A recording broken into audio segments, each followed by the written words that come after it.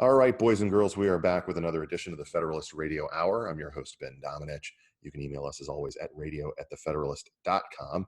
I'm happy to be joined today by Jason Riley, who is at the Wall Street Journal as a columnist. He is also a senior fellow at the Manhattan Institute, and you know him from his work on Fox News, especially Special Report, where I am occasionally on with him as well. You can follow him on Twitter at Jason Riley, WSJ. Jason, thanks so much for taking the time to join us. Good to be here, Ben. So we were on the other day together, and it's always a pleasure to be on with you, even though it was a little bit different because I'm just hearing you as opposed to even being able to see you. And the conversation turned to the cultural side of the moment that we're currently experiencing. And it seems to me that there was this brief moment where the country was basically united, where their reactions and outrage to what they saw happen in Minneapolis was unified, that they viewed it as an act of police brutality, but that then things really went sideways into a conversation about racism that has led to a pretty extreme positioning on the part of Democrats and the left. This morning, there was an ABC News poll, an Ipsos poll out that found something that I thought to be pretty disturbing. The headline that they used was 64% of Americans polled oppose defunding the police. But when you looked at the breakdown, that was basically about 90% of Republicans. It was about 70-ish%, high 60s for independents. But 55% of Democrats were in favor of defund the police, which, however you define it, is on its face a pretty extreme term. Do you think that those numbers are generally accurate, and what do they tell you about the thought process of the country at the moment? I guess time will tell whether they're accurate, whether that's an outlier, that result, or whether other polls back it up. We'll find out soon enough. My first takeaway from that is it's yet another example of the sort of hyper-partisan times that we live in. Mm-hmm. Democrats and Republicans can't agree that the sky is blue and that water is wet. And when you filter anything through a political lens these days, you seem to get those numbers. So that's not surprising. The other problem, I think, is the media coverage of these incidents. And here I see a pattern. I think we've had a lot of irresponsible media coverage of these interactions between blacks and police, and it goes back years. We saw it with Ferguson, Missouri, and Michael Brown. We saw it in Baltimore with Freddie Gray. We saw it in Chicago with Laquan McDonald. So there's a pattern here, and the media has presented these events as regular, everyday occurrences, typical experiences of Black Americans. And I think it is that narrative that has gotten people so riled up to the point where we have these protests. And I wish that the media would put things in perspective, offer some context, offer some data. They can do that when they want to, but in this case, they don't seem much interested in that. And I think the result is we have a bunch of people out there angry over a lot of the misinformation they've been fed. One of the elements of this that was brought up the other day by one of our guests was that the Obama administration never really got to the point where we have federal data from all of these different departments. I don't know, how much you've paid attention to this, but what is the reason for that? I saw Matt Iglesias tweeting the other day, and I normally don't cite him this much, but he's been interesting lately in a surprising way. He was making the point that we have better data about how many eggs were laid in the past month than we do about police shootings, and we have to rely on these media sources as opposed to reporting.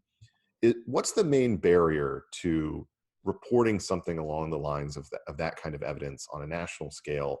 Is it that we fear a federal takeover in some way of what has traditionally been state and local level responsibilities? Well, I think it does result from our federalist system. That's certainly the case. And so you have different police departments, counting things differently, reporting things differently, and it varies from state to state, from city to city. There is no uniform national database on police shootings.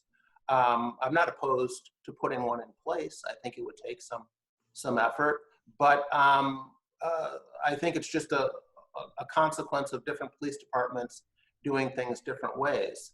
But that all presupposes that the data would calm everyone down. I think right, we have plenty of data now, quite reliable data that we've had and for some time, and the media doesn't seem interested in reporting it.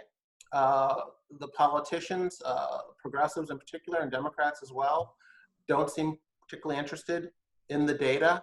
And in fact, when they are presented with data, Ben, they dismiss it, they play it down, they say it's been made up. Mm-hmm. And so, yes, we could always have better data, more data, but we can't assume that would necessarily change the prevailing narrative. Some of the data we have is quite striking. I can give you one quick example. The New York City Police Department is the largest in the country in terms of size, for the largest city in the country. And it's a department that has been keeping detailed data of police use of force going all the way back to 1971. And that year, the cops shot 314 people in New York City. By 2017, 2018, that was down to around 30.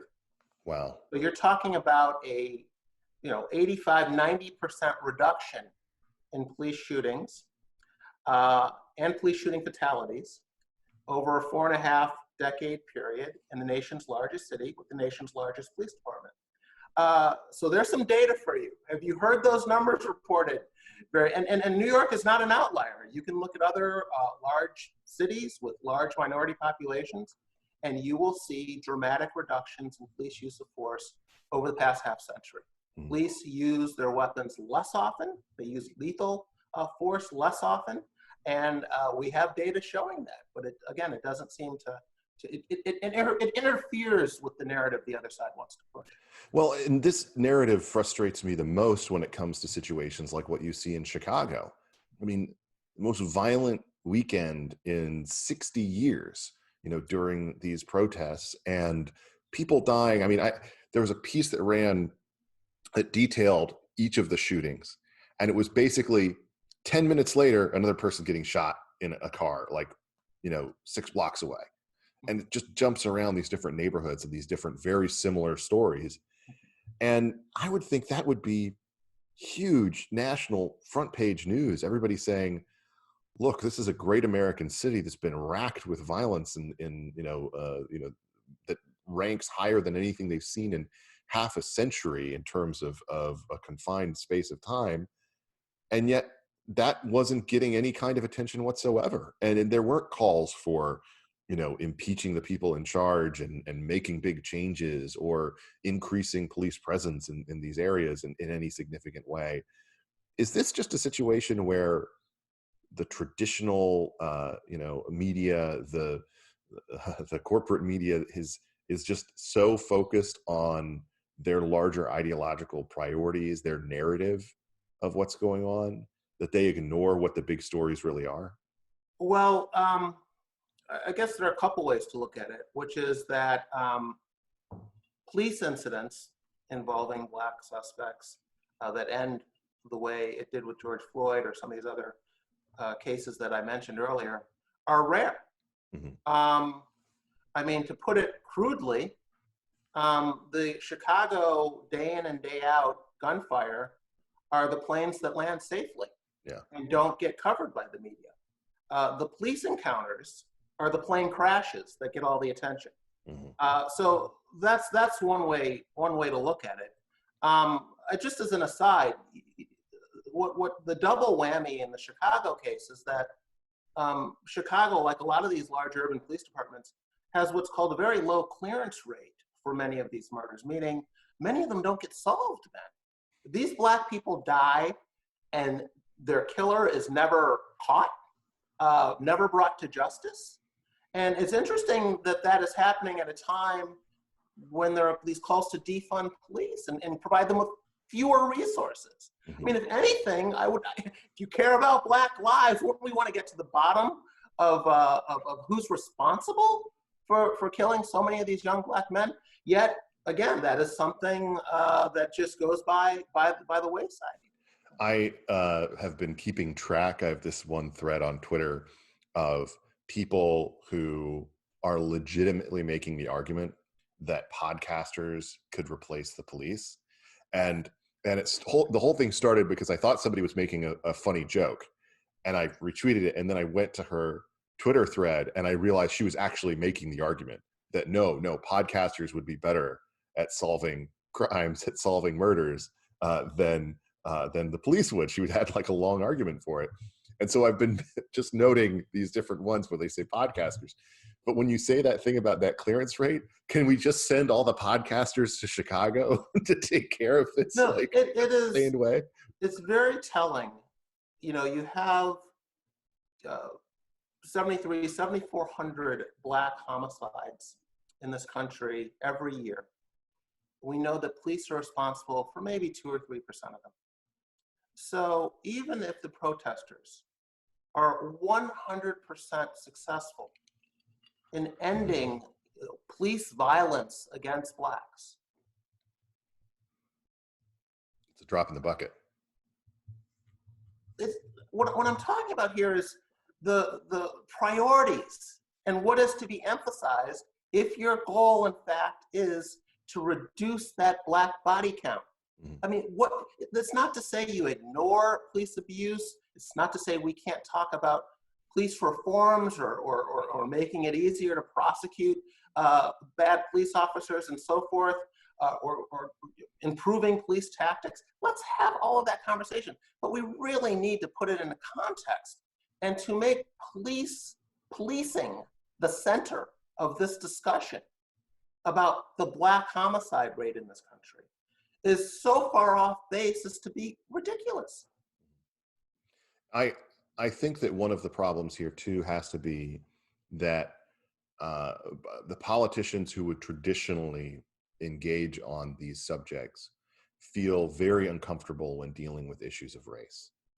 They fear being depicted as racists, and so they don't say the kind of things, they don't outline the kind of points that you're making here. Is this a serious, is this an issue where they can seriously overcome that, you think, in a moment when that's demanded of them? Or is it going to be like we're seeing, frankly, in my opinion, from this White House, where they feel paralyzed in talking about the issue, and they aren't there? It's the worst of both worlds, because the president kind of veers in the direction of law and order because that's his instinct. But he cannot speak to this in any way that doesn't come across as if he's just demagoguing, as opposed to, putting forward something that can help address the very legitimate concerns people have about the system as it goes to, cops getting away with things and that type of thing, but also recognizes the truth of the situation, that the crime problem here is so big and the homicide problem is so big that it vastly outweighs what bad things cops may be doing within these communities. Well, someone once said, when you want to help someone else, you tell that person what they need to hear. When you want to help yourself, you tell that person what they want to hear. Politicians are largely about helping themselves. Their inability to think past the next election is famous.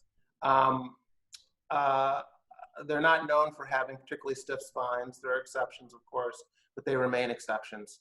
I don't look to our politicians to step up to the plate here. They could, and they could start by going around these activists who I don't think are speaking for the people they claim to be speaking for. Black people call the police more than anyone else in the country, which is a odd way of showing you don't trust them. Yeah. These police officers are responding to where the 9/11 calls originate. And this idea that these neighborhoods are being over-policed is not borne out by the facts. Partly we know this because of the amount of phone calls that come from the Black community, but we also know this from data we have on crime victims. And it turns out that Blacks are arrested at right about the same rate that victims of crimes identify Blacks as their assailant. People who have no reason to lie about who came after them. Mm-hmm. If these neighborhoods were being over-policed, those two numbers wouldn't be the same. You'd have a lot more arrests of Blacks than you had Blacks being identified as the assailant by victims. So this notion, again, that these communities are being over-policed, I think, does not hold water. These communities want more policing. They want better policing.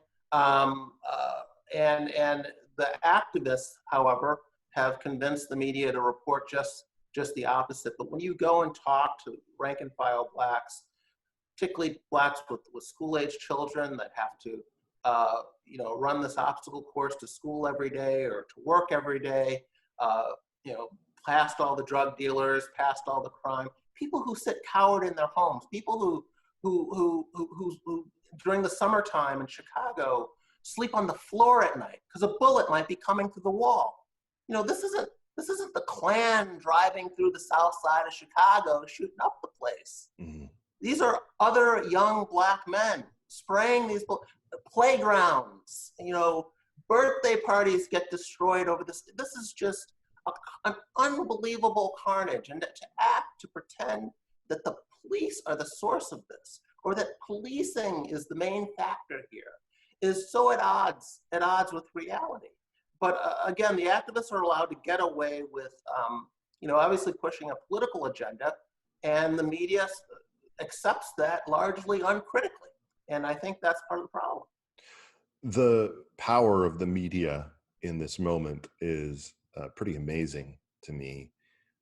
Replaying the video of Floyd over and over again obviously ginned up significant response across the country. The combination of being locked down for so many months, of feeling confused and frustrated about people to blame and which way to turn.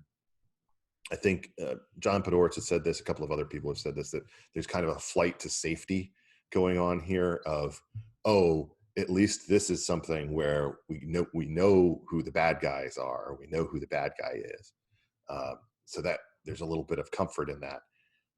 I think that one of the challenges, though, is that as you face this kind of situation, you have the possibility that people are going to overreact in really negative ways. We've already seen some targeting of cops in different contexts, and I am personally very concerned that we're going to see a repeat of something like what happened in Dallas in 2016, where you have someone go out there and basically target cops at an event to try to kill as many of them as possible. Yeah, you don't have to speculate about it. We've seen it in the past. I think I've also seen some numbers on the ability to recruit cops has become more difficult. You have fewer people who want to become police officers in some of these places because cops are being scapegoated the way they are. And you're right. So this false narrative, this misleading information that is put out there by the activists and amplified by the press is not just idle talk or nonsense. It's dangerous. Mm-hmm. And it's dangerous because it can lead to exactly what you're talking about, cops becoming targets. But it's also dangerous because what we know from just more recent examples in Ferguson and Chicago and Baltimore and St. Louis, when cops come under attack this way, and when it's not just the individual bad acting cops that come under attack, but entire police departments, it affects policing. It affects proactive policing, their willingness to get out of the car and interact with civilians drops dramatically in the wake of these events particularly when investigations are launched with the entire department. And that leads to more crime, more violent crime, more homicides in the very same communities where the original event took place. And we have some empirical data out there on this drop off in policing and police civilian contact in these neighborhoods and these poor communities, and we just watch the violent crime rates spike. So this is very consequential stuff, and of course it also has huge economic ramifications. People always talk about how poverty causes crime, but I think the reverse of that is closer to the truth. Businesses leave crime-ridden neighborhoods, jobs follow, property values fall. So there are huge long-term effects here on what's going on with these protests and these attitudes towards police. Let's talk about property for a minute. Nikole Hannah-Jones last week got a little attention, but not enough in my view, for saying that destruction of property is not violence because it can be replaced. She also the same week said that the Second Amendment is based in white supremacy. It is not. That is ahistorical, like much of her work. But the takeaway that I had was that destruction of property isn't violence, but using the primary method that people use to defend their property is, and that it's racist violence on top of that. Is the conversation among our media elite so at a distance from basic understandings of the rights of property and the rights of property owners, especially when it comes to the kinds of stores we were seeing demolished, not just chains and Verizon stores and the like, Targets, but family-owned bodegas, small businesses that won't be able to recover. In many cases, minority-owned businesses that won't be able to recover. Yeah. How did we get so far afield from what I felt was always a basic shared understanding that these things are good, that you should like those things, and that you should particularly like them if you are, let's say, not the biggest fan of huge big box stores coming in? Yeah. Well, I think Walmart and Target have yet to decide whether they're going to reopen in Chicago, where their stores were looted recently. And you think about the disproportionate number of low-skilled workers they hire in a largely, minority city, and the number of jobs that would be lost. And then what that also, the downstream effect there is only, fewer businesses in these communities, and the businesses that do open will have to charge much higher prices for goods and services because they don't have Walmart, Target scale. So then you'll have people like Nikole Hannah-Jones coming in and saying, why is this bodega or little mini mart charging this much for a gallon of milk? They're gouging the Black community because they're racist. No, the cost of doing business in that community has gone up, particularly when there are no police around. Yeah. That's all going to factor into a business's ability to operate or willingness to operate in these communities. So these are huge conversations. The shame here, Nikole Hannah-Jones is a Pulitzer Prize winning journalist at one of the nation's leading newspapers. So this isn't some, left-wing progressive crank writing, for Mother Jones or something like that. This is a mainstream journalist at a leading publication who holds these views. And I think she is someone very much worth mentioning in the context of what's going on right now, and particularly because of how she won her Pulitzer Prize and gained so much notoriety over this so-called 1619 project that said, this country was founded on slavery, that the American Revolution was fought to preserve slavery. And so when you hear someone on television now talking about, bringing down statues of Thomas Jefferson and George Washington, if you come at this from the Nikole Hannah-Jones perspective, that is perfectly consistent, because there is no difference. If the American Revolution was fought to preserve slavery, as the Civil War was fought to preserve slavery by Confederates, there's no difference between Jefferson Davis and Thomas Jefferson. there's just no difference. So that's where we are, and that is the mindset she brings to this discussion, which is that all of the racial inequality that we see today, whether it's in policing or incarceration, whether it's in school achievement, whether it's in the unemployment rate, household incomes, home ownership rates, it's all rooted in slavery. It's all a legacy of slavery. And that is where she comes at this from. And so many others have bought into this narrative. And it's led us to this point here where you have people, these protests are about ending racism, ending inequality. These are utopian dreams. But from Nicole Hannah-Jones's perspective, nothing can be asked of Black people until this country is vanquished of racism. That is the standard she has. And it's an impossible standard. Property values and what none of that matters. Black behavior, we cannot talk about Black behavior because racism exists. And until it is no longer exists in this country, she'll say, don't talk to me about Black behavior. And of course, that's an impossible standard to ever meet. That irredeemably racist narrative that she advances, it's clearly part of what's infecting the conversation about all of these different statues and the need to bring them down.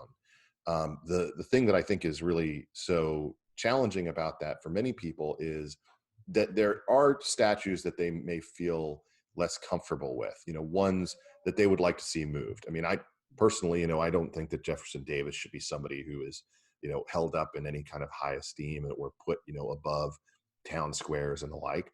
I'm personally fine with, moving any statues you want to keep of him into museums. Mm-hmm. But the flip side of that is there are many people, including some Confederates, who went on to have careers afterwards that are very admirable. I think an example of that would be somebody like James Longstreet, who was key to Grant's administration in helping the country come together, was viewed as a traitor by many in the South for putting down some of the rebellions that happened after the war, in a military capacity. Someone who I think that we ought to, respect, if not venerate or something like that, but just like, there's no reason to take down this guy's statues for places that, feel that it's appropriate. And yet there doesn't seem to be any context for that kind of discussion. And that brings us to the kind of scene you saw play out in Minneapolis, which just infuriated me, this knocking down of this statue built by Christopher Columbus. And as I'm sure you know, whenever you see a statue of Christopher Columbus somewhere in the country and it looks like something that was built in the 1920s or 30s, then it was probably made by an Italian immigrant. And sure enough, this one was. And it turns out he's actually someone who worked on Grand Central Station, who had his kids born in New Jersey. He names his son Amerigo. And they move to Minnesota, and they start making all these statues. They work on all these major buildings and churches and the like.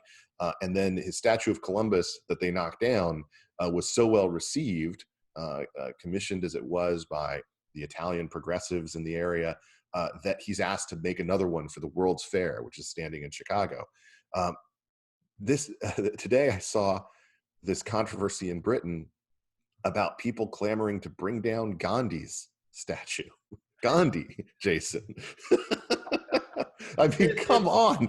Yeah, They say that we've reached these levels of absurdity. The statue debate to me is as off base as the policing debate to me. What is your goal here? Yeah. Is taking down a statue going to close the achievement gap in schools? Is it going to bring down the Black unemployment rate? Is it going to reduce Black crime rates that draw so much police attention in the first place? What are we going to accomplish? Who wants to die on this hill? Yeah. Let's say you take them down. What have you accomplished? And that's what, again, is so frustrating to me here, that these are distractions. We're not focused on the types of things that will get us closer to where we want to be as a country. If you're obsessed over social inequality or income inequality, obsessing over policing and obsessing over Confederate statutes just seems to me very wide of the mark. I mean, and these are difficult conversations to have, particularly among Black elites, because they have to air a lot of dirty laundry in public in terms of Black behavior and Black culture and Black values and habits and attitudes and so forth. And at the end of the day, what is drawing police to these communities are the high Black crime rates. And if you're going to have a subset of the community that makes up only 12 or 13% of the population, committing more than half of all murders, committing close to 60% of all robberies, having violent crime rates that are 7 to 10 times higher than white crime rates, you're going to attract the lion's share of police attention. There will be tension between poor Black communities and law enforcement until you bring down those numbers. Mm-hmm. And that's the conversation we should be having. How do you bring down those numbers? And instead, we're having a conversation over police tactics, and I just don't think that's going to get us where we want to go. Why do you think that President Obama didn't get a better handle on this during his presidency? Do you think that he tried? Well, I think the sort of community activist in Obama came to the fore during a lot of these incidents, whether it was Trayvon Martin or Freddie Gray. And then he had, a Black Attorney General in Eric Holder, who I think also brought a very leftist mentality to these incidents. And they they saw this as an opportunity to push an agenda, a political agenda. I think we saw a lot of these piggyback investigations going on. As soon as something would happen, the Justice Department would head out there, whether it was to Ferguson or to Baltimore, where have you, and do their own investigation without letting the locals handle things first, stepping back, letting them complete things, and then if they saw something awry, stepping in. It was an immediate push to look like they were doing something, and that's what I think happened there. But at the end of the day, I don't think the solutions for these problems are going to come out of Washington. They're going to come out of these communities. Yeah. Ultimately, and that's what's got to happen. And there's this talk now about federal guidelines for policing, and I just think this would be a disaster, right? A one-size-fits-all policing template when you have completely different populations in different states, or even in different parts of states, different cultures, different histories, traditions. You can't solve this problem from Washington. Let's go out on this, Jason. There's a frustration, I think, on the part of many white Americans who feel like they want to express a degree of affinity and quote unquote ally status with the Black Lives Matter movement. They're not necessarily policy sophisticates in analyzing what that means, but they're caught in this tension where they know that they're not racist, or they don't think that they're racist. They want to signal that they're not racist. They're being pressured by everybody in the media and in the celebrity culture and by corporate America to engage in behavior that indicates that. They want to partake of that, or they want to participate with it, and not out of some woke leftism, but just because they really do feel like, oh my gosh, this is terrible. We've got to do something about this. And yet what they're being guided toward by the media is a situation where you're either choosing this racist pro-cop narrative or the light of sun and progressive, positive thinking through the Black Lives Matter movement. And let's ignore the radicalism of what their actual agenda looks like. Yeah. What would you say to people who feel like they're caught in that situation? Don't condescend to Black people. Black should be held to the same standards as everyone else, not lower standards. And if you see behaviors out there that are outrageous, out of line, something you would reprimand any family member or white friend you know for behaving in such or engaging in such behavior, hold Black people to the same standard. I think it's insulting to do otherwise, deeply insulting to do otherwise. And